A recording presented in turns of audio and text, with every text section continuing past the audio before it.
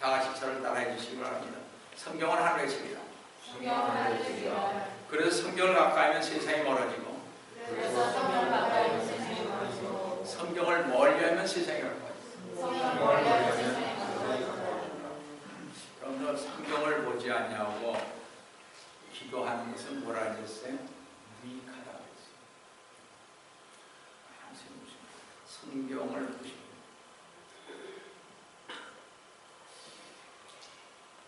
오늘도 주님 안에서 여러분과 함께 은혜의 말씀을 나누어가는 것은 아까 본 것처럼 하나님의 말씀인 킹제임 성경 갈라디아서 3장 10절 14절로서 갈라디아서 강의 12번째 율법과 저주라는 제목으로 이 시간과 같이 은혜를 나누어갑니다. 영국이나 세계 최대의 설교가인 스폴전 목사는 다음과 같은 말을 했습니다. 저는 아직까지 스폴전 목사님 같이 설교 잘 하신 분은 이 세상에 없었다고 생각합니다. 한 번 제가 전에 있었는데 그렇게 봤는데 진짜 그분이 하신 말씀이에요. 사람이 이 세상에서 받는 저주는 아마도 내세 받을 저주와 능히 비교할 수 없을 만큼 가벼울 것입니다. 이제 세월은 신속하게 흘러 불과 100년도 살지 못하고 우리 모두는 죽음을 맞이하게 될 것이라고 말했습니다. 성도 여러분, 사실 우리가 알다시피 어린이는 금방 자라서 청년이 되고, 청년은 불원간에 장년이 되고, 장년은 노년이 되며, 아마 노년이 되기 전에 죽을지도 모르며 병상에 누워 병마와 고독한 투쟁을 할지도 모릅니다. 어쩌면 그 자리가 우리의 마지막 침대가 되어서 영원히 잠들지도 모르고, 혹 우리가 이제 마지막 잠에서 눈을 뜬 그 순간 소망이 전혀 없는 슬픔의 물결이 우리의 침상을 에워싸고 있을지도 모르겠죠. 황급히 뛰어온 의사는 우리의 맥박을 재고 있을 것이며, 침통한 표정으로 주위에 둘러앉은 친척들에게는 가망이 없다고 아마 의사는 선언할 것입니다. 시계에 똑딱이는 소리, 아내와 애들의 흐느낌만이 사방에 가득한 고요한 방에 누워 쓸쓸히 죽음을 맞게 될 것입니다. 저는 제가 참 많은 것을 돌아가신 분을 많이 봤지만 정말 죽음의 그때 아무도 없었죠. 저도 못 갔습니다만 김영식 형제님과 그분같이 쓸쓸하게 죽었어요. 여러분 다 알죠?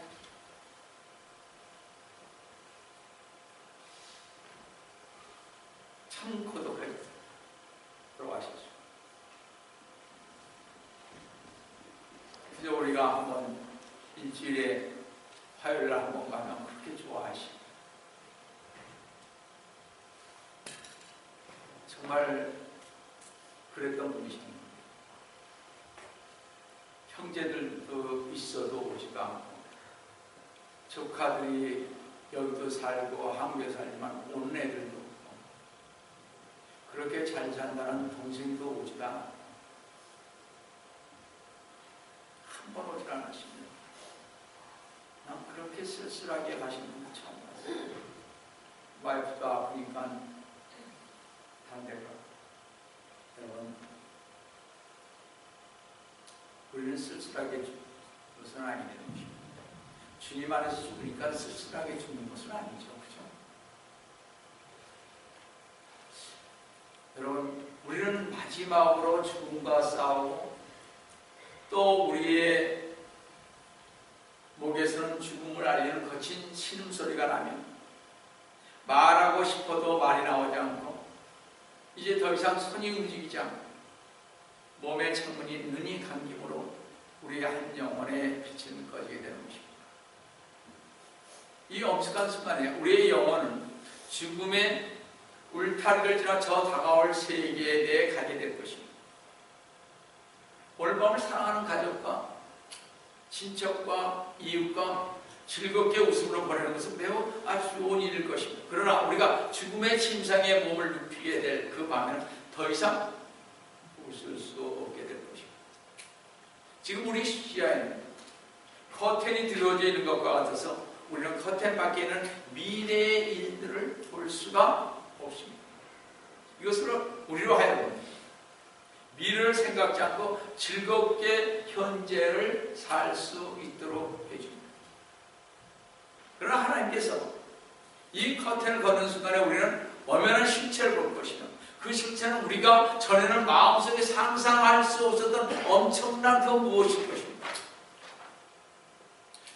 지금 저는 하나님을 믿지 않는 영혼이 심판의 보호자 앞에서 전능하신 하나님의 진노의 우레소리를 듣게 될 그 비참한 순간을 이야기하려고 하고 있는 것입니다. 다시 말씀드려서 하나님을 모르는 사람에게 이 세상과 지옥과의 시간적 차이는 한순간이라는 사실을 일깨워주고자 하는 것입니다. 아마도 심판의 두려움 앞에서 사람이 느끼는 공포를 이루다 그려내기는 불가능할 것이며 우리의 심판의 순간에 관해 자주 들어왔지만 아무도 정확하게 그 상황을 상상할 수가 없을 것입니다. 여러분, 이 시간 말이죠. 여러분이 지금 이 시간에 한번 여러분 무서운 순간을 한번 생각해 보시기 바랍니다. 지금 시간의 마지막을 알리는 종이 울리는 순간 우리의 몸은 무덤에서 나와 수위를 벗고 위를 바라볼 것입니다. 지금 우리는 죽지 않았지만 위를 바라보게 될 것입니다. 그냥 마지막을 알리는 나팔 소리가 나요. 성도 여러분, 잘 생각해 보세요. 우리가 위를 바라봤을 때 우리는 거기서 무엇을 볼 수 있습니까? 과연 어떤 소리가 그곳에서 들릴 수 있습니까? 무시무시하고 놀라운 나팔소리가 하늘의 기둥을 울리며 하늘이 축에 말리우듯이 감기되는 것을 아마 여러분이나 저는 보게 될 것입니다. 또한 하늘에서 들려오는 큰 나팔소리가 어떤 얘기는 날카로운 끄지짐이 될 것이며 어떤 얘기는 찬송소리로 들릴 것입니다. 그리스도께서 오시네, 우리 주님께서 오시네라는 찬송과 함께 주님께서 재림하시고 만민의 주님이 재림을 볼 것입니다. 모든 세상 사람들. 그리고 주님은 만왕의 왕으로서 희고 빛나는 보좌에 앉으실 것입니다. 바로 2000년 전에 갈보리 산에서 죽음을 당하시고 십자가에서 못 박힌 주님께서 이제 더 이상 가시관을 쓰지 않으시고 황금 멸관을 쓰시고 계실 것입니다. 그 당시 빌라도의 법정에 서셨던 주님이시면 이제는 오히려 주 예수 그리스도의 심판대 앞에 온 세계가 두려운 마음으로 서게 될 것입니다. 여러분, 주님께서 생명책을 여시며 복 있는 자여 오라, 너 저주받은 자여 물러가라고 하실 때 온 세계는 주님의 위엄에 놀라서 잠잠하게 될 것입니다. 아마 하늘만을 떨게 될 것입니다. 우리는 지금 그걸 못 봤잖아요. 그렇죠? 천하에 우리는 못 봤으니까 편안하게 세상 일을 하는 거죠. 이 세상 모든 사람들은요, 어느 누구나 알 것 없이 그 순간만 하나님의 면전에서 도망치기에 이미 늦은 때일 것입니다. 도망가고 싶어도 갈 수가 없습니다. 그 시간이 오기 전에 이 세상의 모든 사람들은 주님의 자비가 반드시 필요한 상태일 것입니다. 저들은 말씀을 살아가는 우리 모든 사람들은 하나님의 사랑의 손길이 절실히 필요한 데에 살고 있다는 것을 우리는 명심해야 할 것입니다.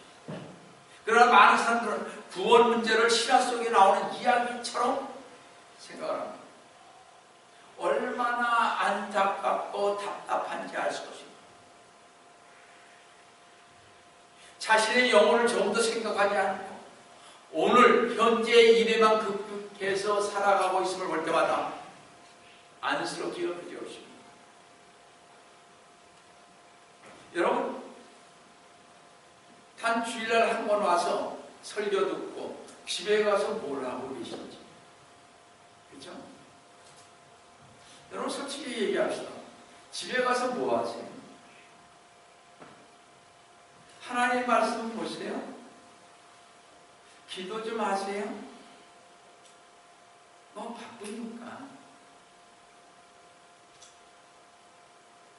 하나님 앞에 섰을 때 여러분, 전 바빠서 못했는데요.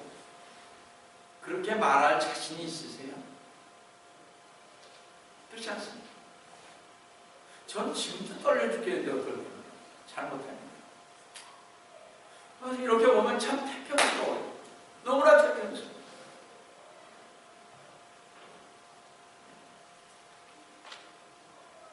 많은 사람들은요, 자신이 행한 착한 일과 나쁜 일을 저울에 달아봐서 나쁜 일을 하는 것보다 착한 일을 한 것이 더 많으면 천국 가는 줄 압니다.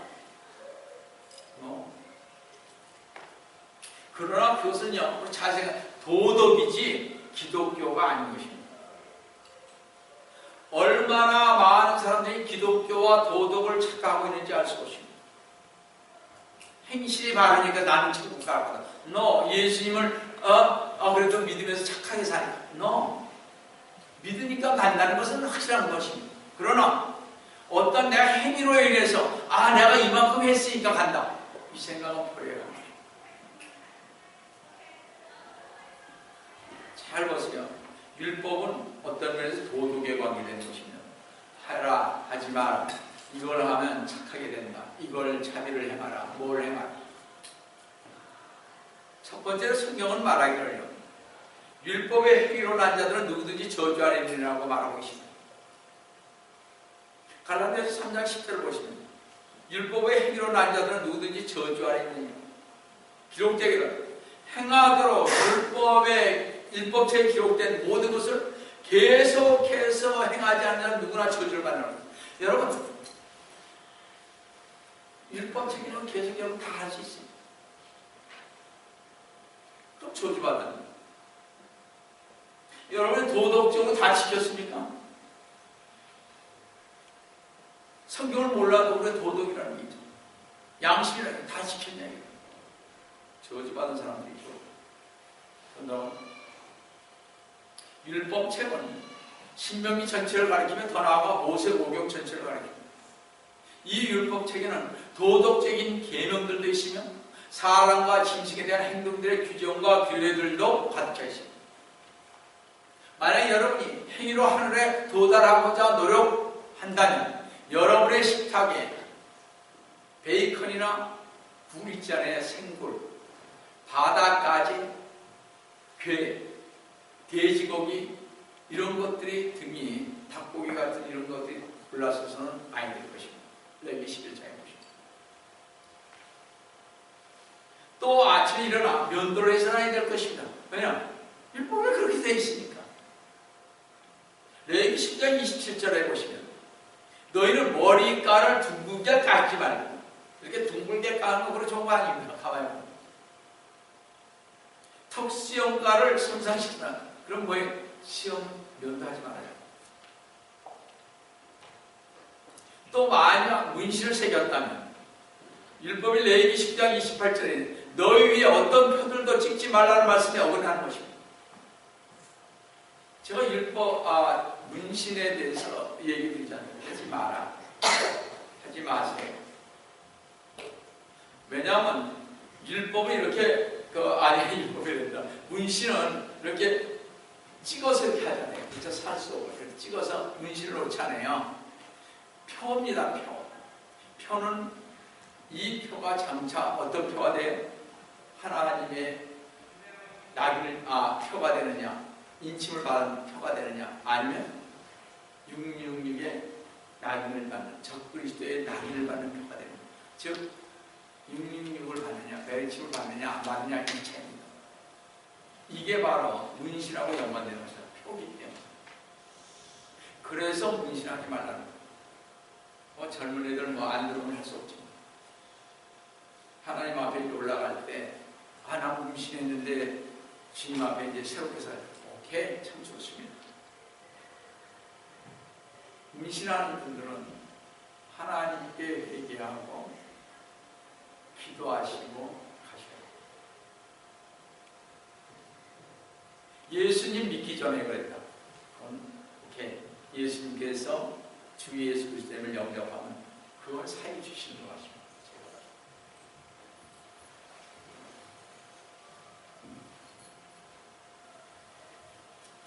근데 사도 바울은 왜 율법을 지키려고 노력하는 것이 도리어 사람들을 저주받게 하는가고 말씀했느냐는 것입니다. 다시 말씀드려서 사람이 율법이 요구하는 모든 도덕적, 정신적, 윤리적 계명들을 지키기 위해 최선을 다해서 노력하는 것입니다. 어째서 저주를 받게 하는가? 그럼 하나님이 주신 율법과 십계명도 저주를 받게 하는 것으로 생각해야 하는가? 그렇지 않습니다. 우리는 여기서 잘 알아요. 우리는 율법 자체를 저주라고 부르고 있는 것이 아닙니다. 율법보다 더 높은 의로운 계명이란 이 세상에 아무것도 없습니다. 그러면 사도 바울이 말합니다. 갈라디아 성도들에게 언급한 저주란 무엇인가 하는 것입니다.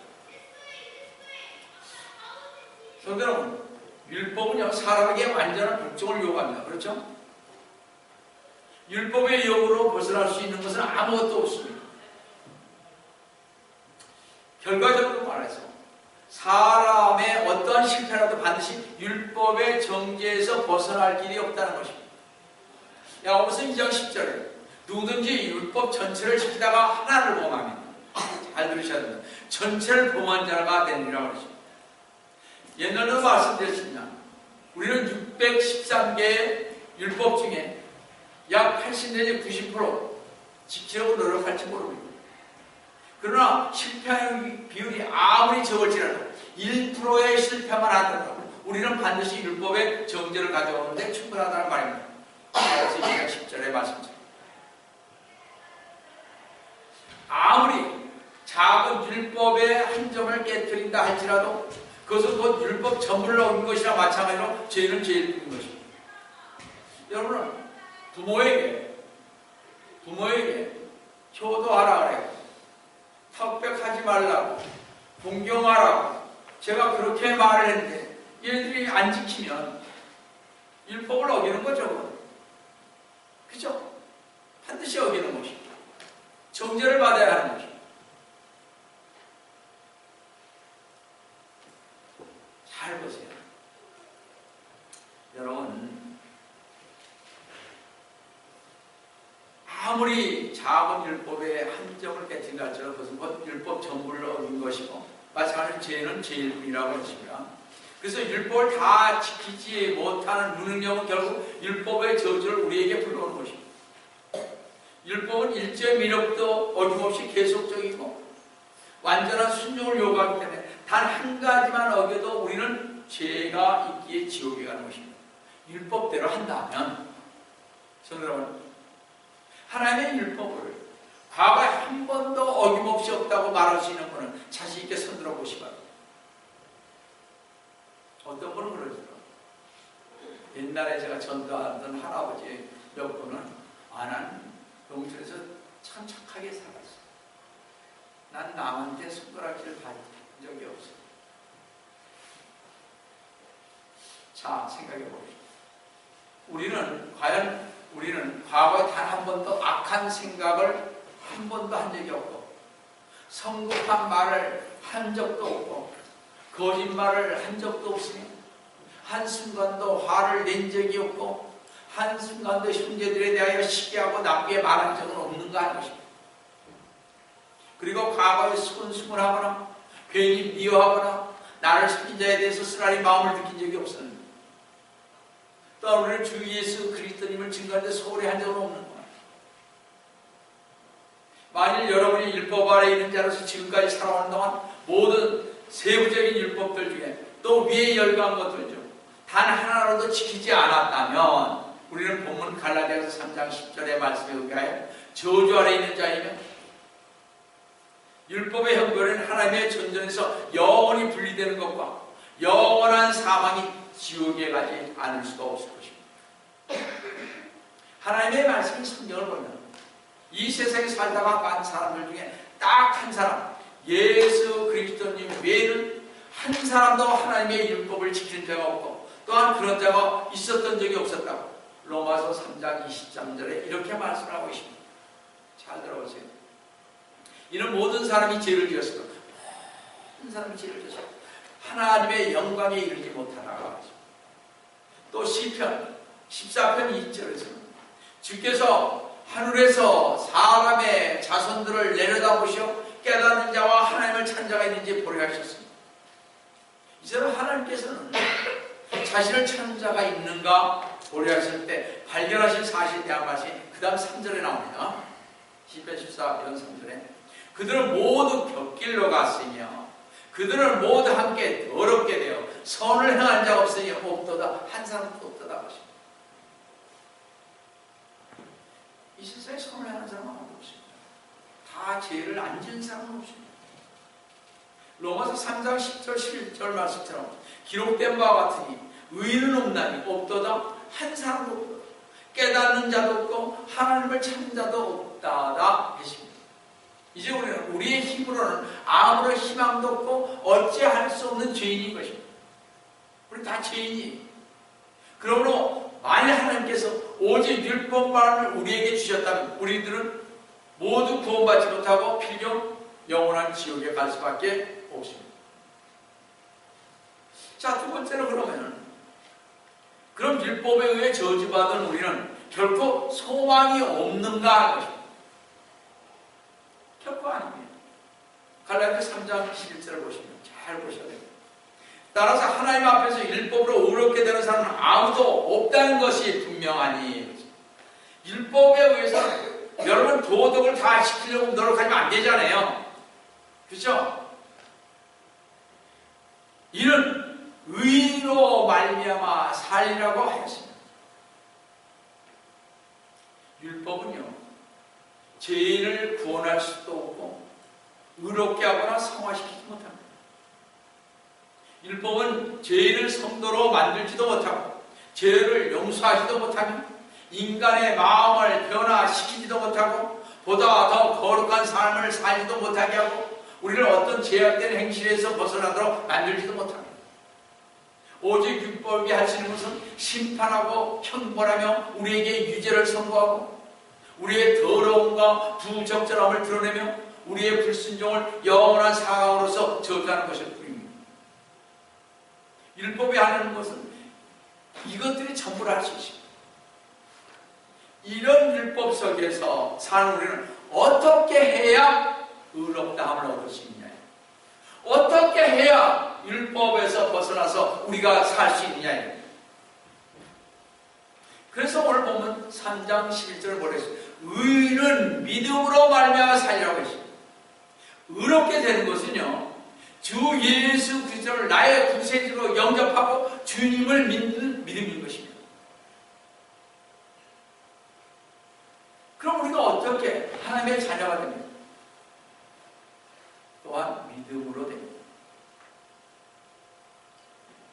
그럼 어떻게 우리는 날마다 살아갑니다? 그건 역시 믿음으로 하는 것입니다. 우리는 단순히 내 자신의 의지적인 행함만 가지고 신앙생활을 하는 것이 아니라 주님을 계속 의지하면서 하는 것입니다. 그래서 여러분이나 저는 항상 누구만 의지해요? 주 예수 그리스도만 의지합니다. 잘못했어요? 주님 저 잘못했어요. 주님 정말 잘못했어요. 그럼 그 다음에 또 죄 짓잖아요. 그렇죠? 여러분들 저나 여러분이나 다 같이 거짓말 잘하잖아요. 어떤 때는 좋은 거짓말도 잘하잖아요. 그렇죠? 약속도 잘 어기잖아요. 잘 보세요. 오직 주님을 한데 그때마다 잘못했다고 하면서 주님만 의지하라는 거죠. 그래서 믿음으로 구원받은 사람은 그러냐, 살아갈 때도 어떻게 우리가 이 세상 살면서 믿음으로 살아가는 것입니다. 이거 좀 이해가 가세요? Alright, you understand?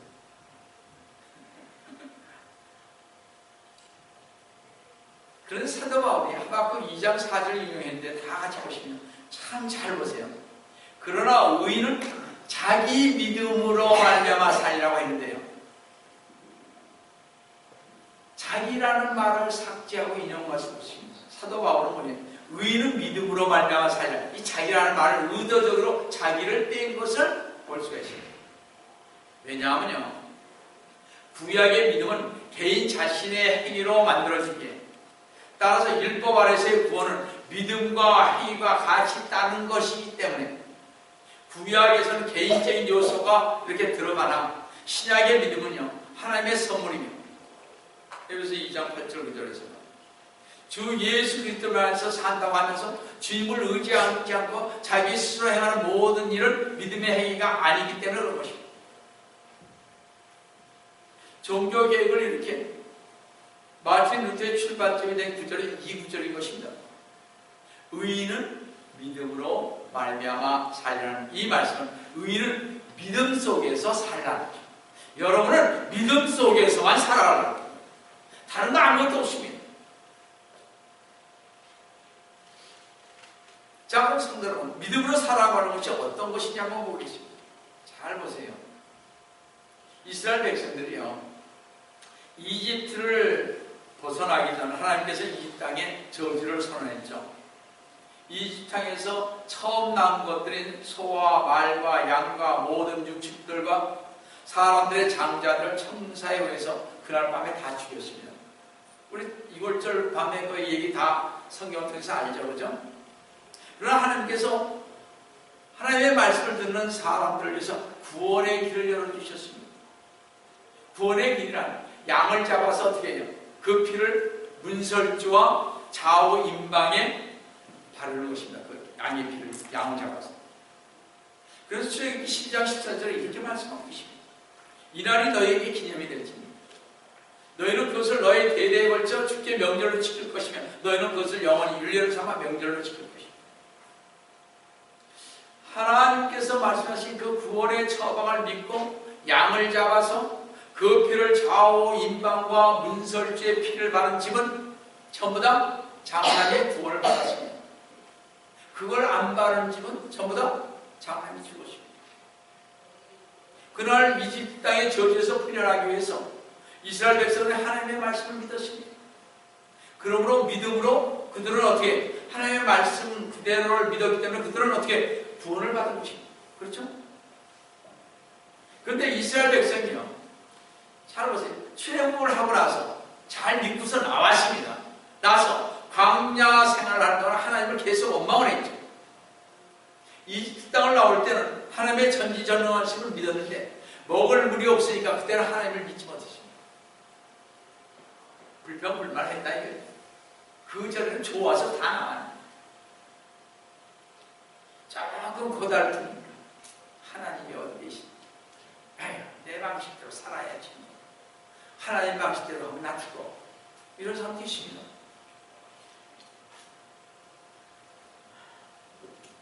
자, 먹을 물이 없고 먹을 뭐가 없었으니까 고기가 없으니까 불평했잖아요. 하나님을 믿지 않는 것입니다.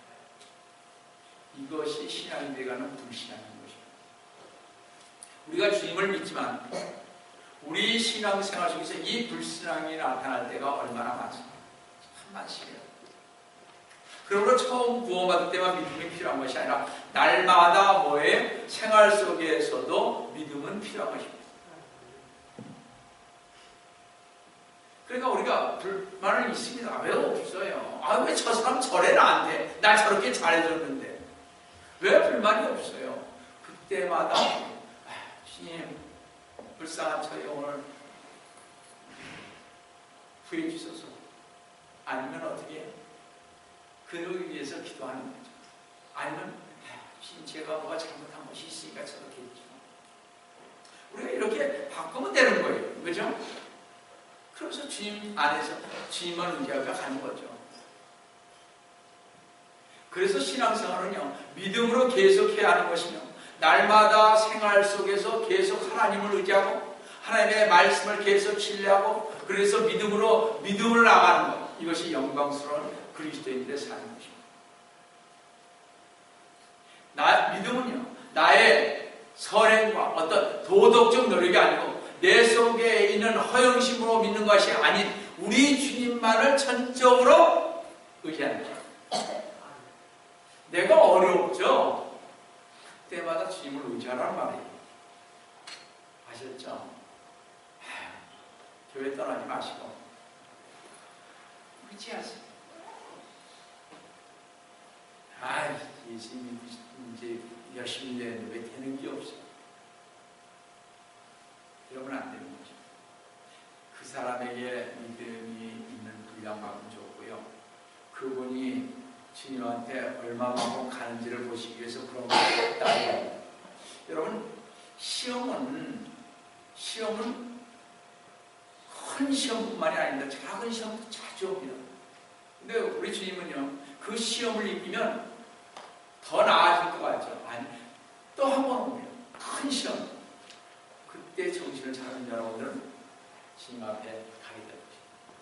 그게 베드로서에 있는 말씀입니다. 2장. 베드로후서인가요? 2장. 자, 우리는 항상 내 안에서는 아무 의가 없다는 것과 자기 자신을 신뢰하지 말고 오직 주님만 의지하되 그래야 된다고 하십니다. 갈라디아 3장 10절을 보십니다. 율법은 믿음에서 나는 것이 아닙니다. 그러나 그것들을 행하는 사람은 그것들 안에서 살리라고 하십니다.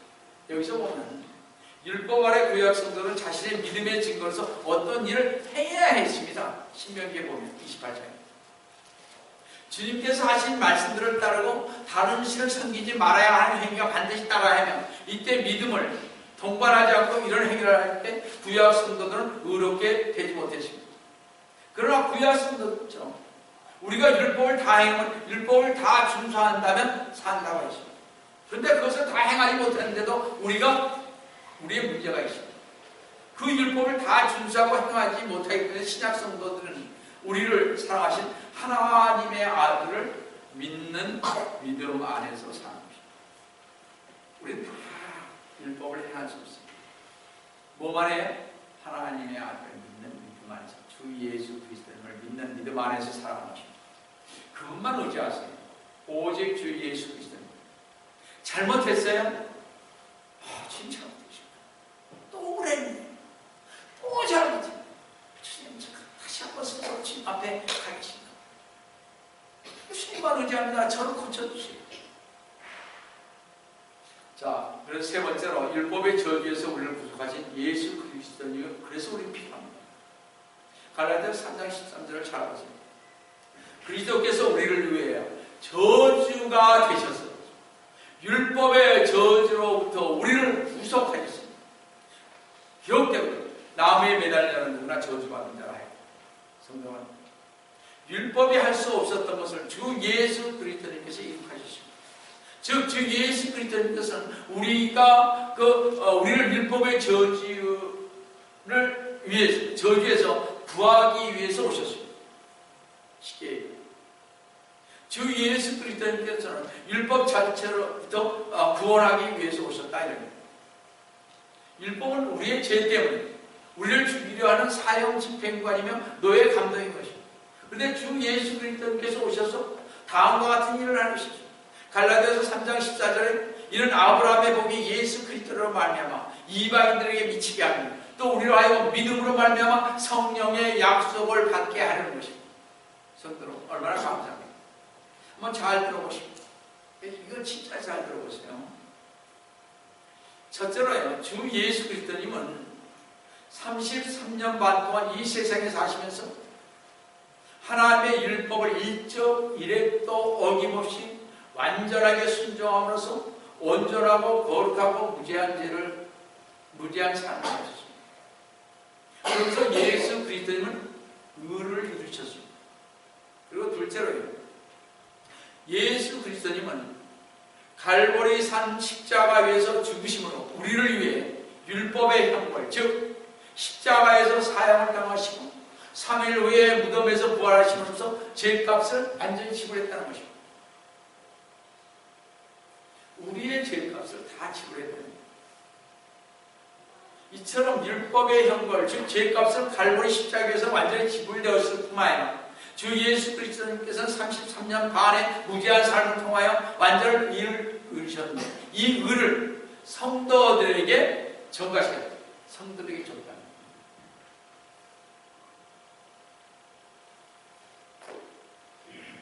그래서 은혜로 말미암아 믿음으로써 구원받기를 원하는 사람이 그가 어떠한 죄인일지라도 그에게 우리 주님은 손을 내미십니다.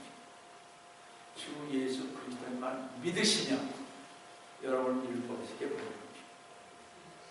다른 거 아무 없어요. 왜냐? 주님께서 두 가지 얘기했잖아요. 첫째는 33년 반 동안 죄 없이 사셨고, 두 번째는 우리 주님께서 우리의 죄를 위해서 이 세상에 오셨잖아요. 그래서 우리는 주 예수 그리스도만 믿으면, 그러니까 우리 주님께서 전부 다 뭐예요? 모든 죄를 다 짊어졌어요. 가져가셨단 말이에요.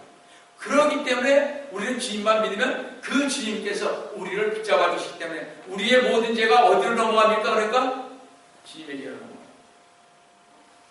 쉽게 설명하면 그런 것입니다.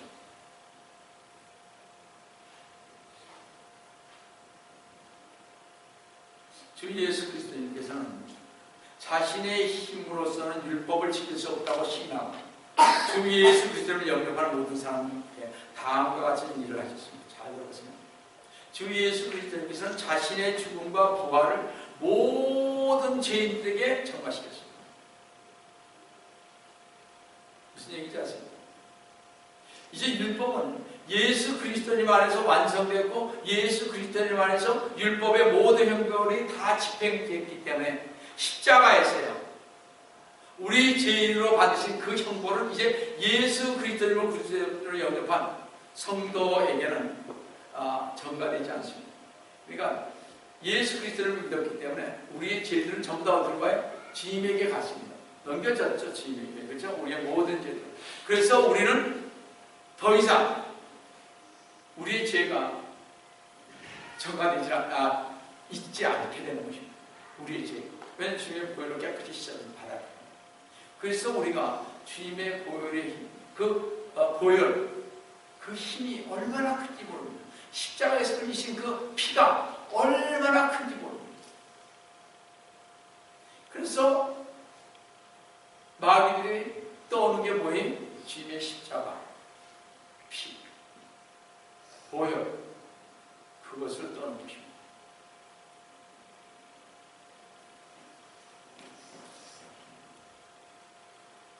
그러므로 이제 주 예수 그리스도님 것은 죄값을 완전히 지불한 구속받은 어떻게 우리 주님이 우리들 때문에 죄인이 되셨어요. 또 주 예수 그리스도님께서는 이 용서받은 죄인들인 성도들에게 자신의 완전하고 무죄한 의를 전가시킨 것입니다. 그러므로서 주 예수 그리스도를 믿는 죄인들, 즉 성도들은 그리스도님 자신의 의로서 이제 옷 입힘을 받은 것입니다. 그래서 우리에게는 예수님을 믿는과 동시에 우리의 죄는 없어집니다. 누구한테 갑니까? 주님이 가요. 우리가 죄가 많으면 어디로 못 가요? 죄가 하나라도 있으면요 우리 하나님 앞에 못 씁니다. 근데 누가 해주십니까? 주님께서 해주시는 것입니다. 우리가 주님을 믿었습니다. 안 믿는 사람으로서 죄가 있기 때문에 천국에 하늘나라에 갈 수가 없는 것입니다. 그러니까 우리는 참 하나님으로부터 뭐에 브레이싱을 받는 거죠. 그렇죠? 럭키가 아닙니다. 그렇지 않습니까? 정말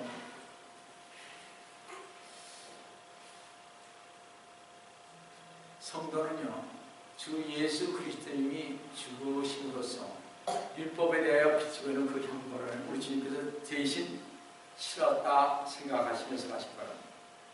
저는 이제 성도는 주 예수 그리스도님께서 사심으로써 주님의 완전하고 무죄한 의로 옷 입었고 하나님 앞에서 자신이 우리가 또 영혼이가 마치 전생의 동안에 단 한 가지의 죄도 짓지 않고 하나님의 거룩한 율법을 단 한 번도 어긴 적이 없는 사람처럼 설 수 있게 되었다는 것입니다. 우리는 여러분은 죄 많잖아요. 지금도 많이 죄를 짓지만 주님께서 우리를 그렇게 만지셨습니다. 그래서 우리는 십자가에 돌아가신 주님을 의지하면서 살아가야 하는 거죠. 죄 안 지을 수 없이 꼭 그렇게 하시기 바랍니다. 여러분, 이 얼마나 놀라운 일입니까? 우리는 이제 그리스도인이 되었고 하나님으로부터 의롭다함을 선언받았으며 율법에서 자유함을 얻었습니다. 그래서 여러분, 주 예수 그리스도님 안에서 믿음을 통해서는 이 놀라운 자유, 이 세상 살아갈 동안 잃지 마시고 승리하시는 삶을 사시기를 속교를 하신 주 예수 그리스도님의 이름을 축원드립니다. 마시고 사랑하는 하나님 아버지, 주님의 은혜를 진심으로 감사드립니다. 이제 저희들은 주님의 자녀가 되어 우리 주님으로부터 의롭다 하고 선언을 받았습니다. 율법에서 자유함을 얻게 하여 주신 우리 주님, 주님께 영광과 찬송을 드립니다. 죄 많은 저희들을 우리 주님께서 사랑하여 주셔서 이 세상에 오셔서 저희들의 죄를 위해 십자가에 돌아가시니 그 주님만 믿으면 의롭다 하실 뿐만 아니라 자녀로 삼아주신 우리 주님, 그 주님께 영광을 돌립니다. 주님 함께하여 주시면 감사합니다. 죄를 받들어 간절히 기도드립니다. 아멘.